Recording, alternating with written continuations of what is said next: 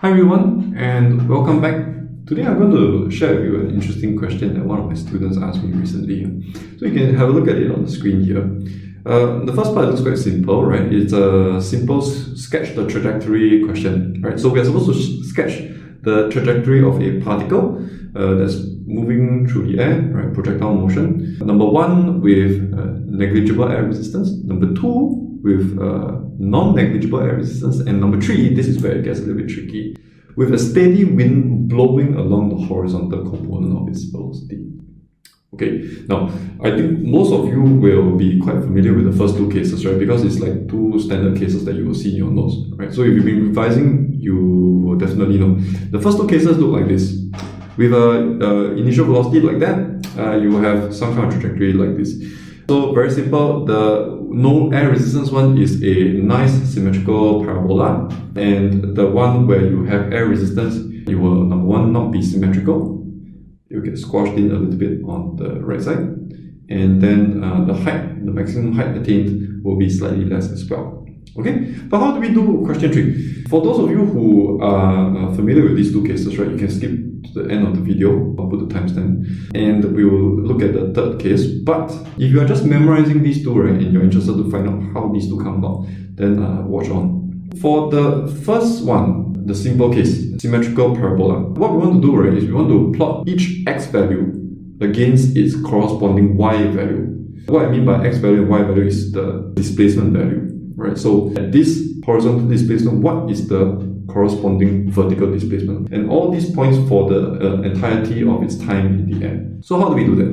We don't really have that many, actually we don't have any equations or kinematics equations that directly link the two y displacement and x displacement. But we have a set of 4 equations that tell us how to do these calculations in one axis. Now, for those of you who are familiar, you will straight away think about this already. Okay, on the x-axis, you can say that the x displacement varies with respect to time in this manner, right? And the y-axis displacement will vary with respect to time according to this equation. These two are very familiar, I hope. So if you have these two, what you can do, right, is you can make t the subject here, right? T equals to sx over ux.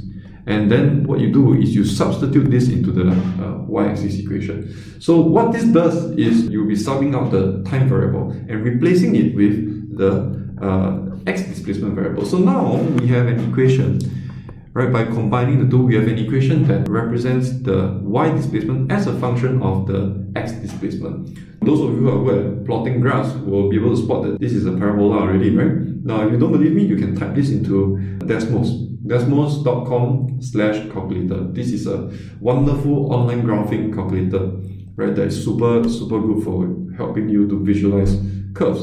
Now, type it in and you will get a parabola. Now, I've given you a link here. I'll put it in the description as well. You can click on this link and you can play around the sliders as well. And then you can see, right, how does the starting velocity in terms of the x and y components, how these two starting conditions will affect the shape of the parabola.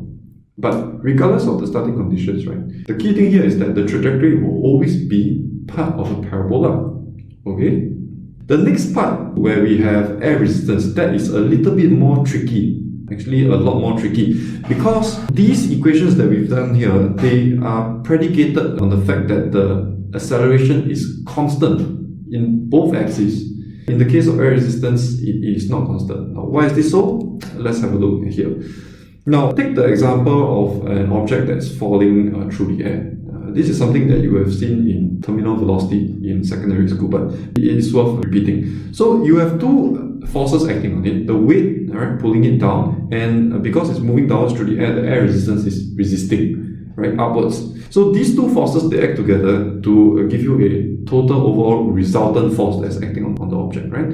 And this resultant force, we know according to Newton's second law, will cause a certain amount of acceleration. Now, when an object accelerates, it means that the velocity is going to change. So if your velocity is changing now, then that's a problem, because how much air resistance you have really depends on how quickly an object is moving through the air. So what we have is we have some kind of a cyclical mechanism here where A affects B, B affects C, C affects D, and then D turns around and affects A again. Then basically everything keeps changing, right? So that's the problem. Our acceleration, right, being part of this loop will keep changing. So over the course of a trajectory like this, there's no way that we can use the equations assuming that A is a constant throughout these, however long, maybe 2 seconds that is in flight. So how do we go about solving this problem? The solution is quite simple. Simple but very tedious. Okay? Now, if over the course of a 2-second flight, the acceleration changes, how about if we broke up these 2 seconds into many tiny intervals, like 0.01 second? Then we calculate what happens in each of these 0.01 second intervals. Then that will be quite okay, right? Because in a 0.01 second interval, even though the acceleration, the velocity, all this is changing, but it is a reasonable approximation. The velocity is more or less constant within this tiny time frame of 0.1 second. Okay, so that means we start off here, we know some starting velocities and the acceleration and so on. Assuming that we know how much air resistance there is for this velocity, we can calculate 0.01 seconds later, where will it be? Assuming that these are constant for the 0.01 seconds. Then we calculate, okay. Then over here, right, the velocity, maybe we can recalculate based on the acceleration, right? A slightly changed value for the velocity, okay? And then based on those new starting velocities, we calculate again how far they go in each direction. So then we can plot out in our case, okay? And then we just carry on doing this entire process 200 times, because that's assuming that it flies for about 2 seconds, and if we have intervals of 0.001 second, then there's 200 intervals already, right? So like I said, simple but tedious. Okay, so we are not going to do that. Thankfully, computers are actually very good at doing repetitive calculations. Okay, what you can do is, or not what you can do, what I did is to write a program. So I wrote a short program here in Python. And what this program does is to solve it for us. So first what we do is we can enter some details of the object, right? Like the size and mass. And then what the program does for us is it will go through this however many calculations is necessary, right? Intervals of 0.01 seconds. And basically just plot out all the points for us. And voila, we get a graph. So if you compare this graph to the one that you see in, something in your notes, or this one is for my notes, you will see the features are actually quite similar, right? So it matches up. So now, back to part 3 of the question. How are we going to solve this? We can, of course, just modify the program slightly to extend it to include one term to calculate, the horizontal component of the wind. So before I show you the answer, right, take a moment and think for yourself, what would the third graph look like? Okay, assuming, let's say, a wind speed of 5 meters per second to the right. Now, I think later on when you check, many of you will get surprised by the answer, okay, myself included, because you would think that due to the wind blowing to the right, maybe it will give it a kind of a boost, and then you will get some kind of curve that goes further than the original no air resistance curve, something like this, right? Further, it will land somewhere here. Turns out that that's wrong. It actually lands in between these two. Now, why is this the case?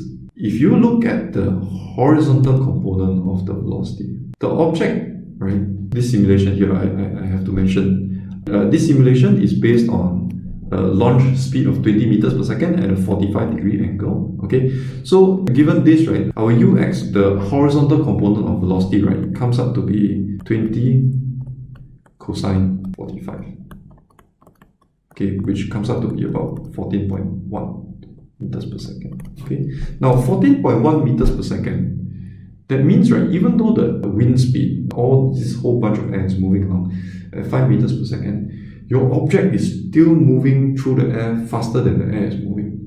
The speed of the object relative to the air is 9.14 meters per second. The object is moving through the air, or rather is moving past the air at a rate of 9.14. Okay, if you can't picture this, then you can check out this animation here. Alright, so here we have a stream of air moving along at a very gentle pace of 5 meters per second. And then our ball zooms through. Yeah, so the ball is zooming through at 14 meters per second. So what this means is that relative to the air, or rather you can think of it as the object is still moving past the air at 9 meters per second. So there is still going to be some air resistance towards the left, right?